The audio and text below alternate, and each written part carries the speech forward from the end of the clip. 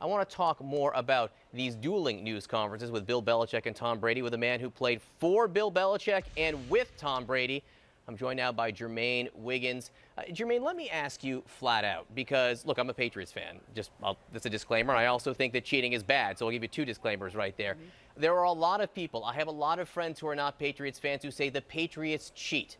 Look at Spygate. Look at the culture inside the Patriots organization. I'll just ask you flat out, do the Patriots cheat?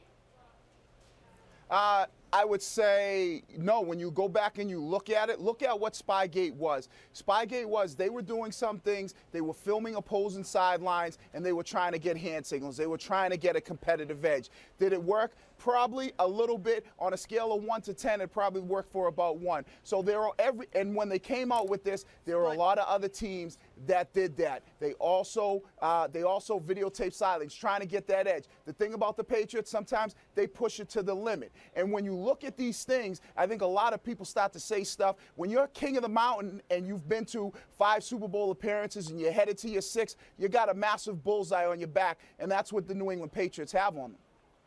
Pushing it to the limit is one thing. Pushing it beyond the limit is another. You said that Spygate only helped them 1 on a scale of 1 to 10. I've heard people say with the deflated footballs, I've heard people say, look, in the first half when they're using the deflated footballs, they were only up 17-7. In the second half, when they used regulation footballs, it was 28-0. It didn't matter. But is that a fair argument that, you know, it doesn't matter if cheating didn't help you that much? I mean, cheating's okay as long as it doesn't actually help.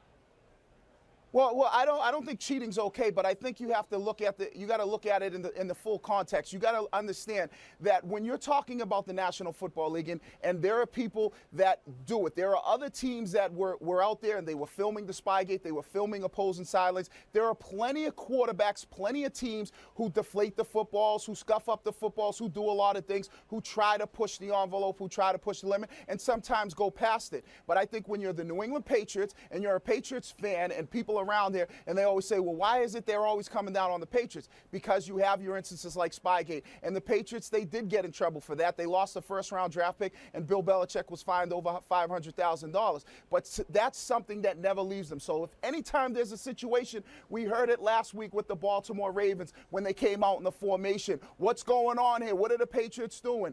To me, I think when you look at these things, there are a lot of teams that do things in the National Football League, but people don't know about it. As soon as the Patriots do it, everybody wants to know about it. Everybody says they're cheating, but it doesn't, especially in this case, the Deflategate, it has nothing to do with the football game. It does not affect it. The issue is from 2 hours and 15 minutes before the game, they weigh the footballs, and then at that point in time, there's a window that they can't do anything to the footballs. They can't manipulate them in any way, and that's where everybody's trying to figure out, where did they lose air? How did they lose air? Was it something that the Patriots did? Look, maybe they lost the air on their own, Jermaine. Maybe they did. And if they did, I'd be thrilled, because it would mean the Patriots didn't break the rules. But if someone in there and took air out of the footballs, it means someone did break the rules. And even if every team's pushing the envelope, it means the Patriots cheated. I just don't see any way around that if that is what happened. Now, let me play you another soundbite, because it gets to the culture of Bill Belichick and the Patriots. Bill Belichick said he has no explanation for how the balls weren't inflated as much as they were supposed to be. And not only that,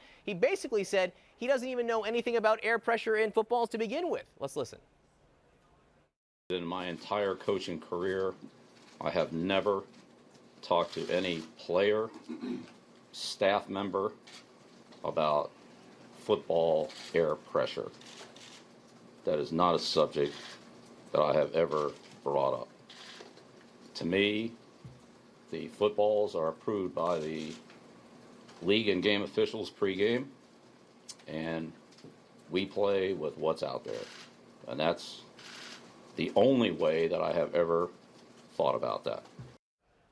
Never discussed it. Never, ever discussed it. Do you buy that, Jermaine?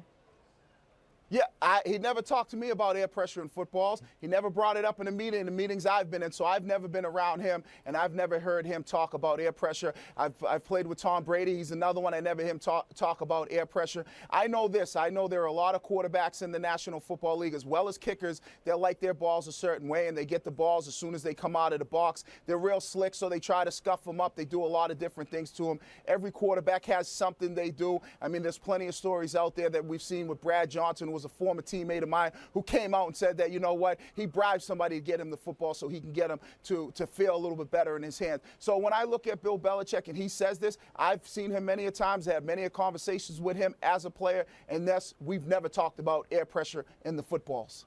You know what? I never have either before this week, so I suppose it's possible. Then again, I'm not a football coach. Jermaine Wiggins, thank you so much for being with us. Can I say Thanks one? also. John, can I say one thing before we go? It's simple around here. We got a saying around here in New England. We actually did a little song on our radio show this morning, a parody about the Deflategate. You can check it out on Hut969Boston.com. There's a saying for New England Patriots fans. They hate us because they ain't us. They hate us because they ain't us. And now I'm hated by non-Patriots fans and Patriots fans alike for suggesting that the Patriots might have cheated. So I got that going for me, which is nice. Jermaine Wiggins, thanks for being with us. Thanks also for catching a pass on that drive back in the 2001 season. Made a big difference in my life when you won the Super Bowl. Appreciate it.